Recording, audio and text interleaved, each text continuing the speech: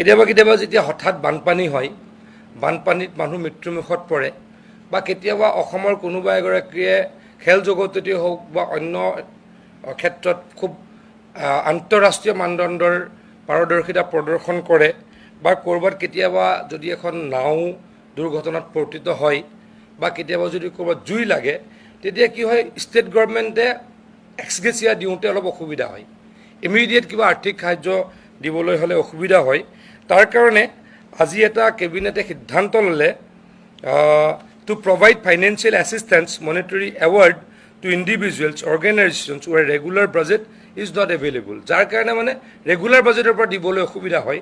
তাৰ কাৰণে এটা আজি নতুন চিফ মিনিষ্টাৰ স্কিমছৰ পাব্লিক এমাৰ্জেঞ্চি বুলি এটা স্কিম খোলা হৈছে, আৰু তাৰ কাৰণে 10 কোটি টকা প্ৰাৰম্ভিকভাৱে ধাৰ্য কৰা হৈছে।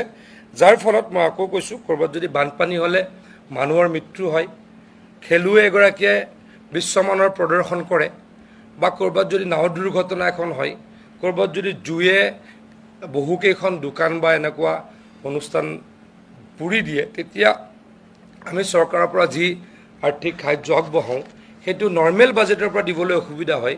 তাৰ কাৰণে এটা নতুনকৈ head chief minister's schemes for public emergency আজি আৰম্ভ কৰা হৈছে আৰু ইয়াক এপ্ৰুভেল দিয়া হৈছে।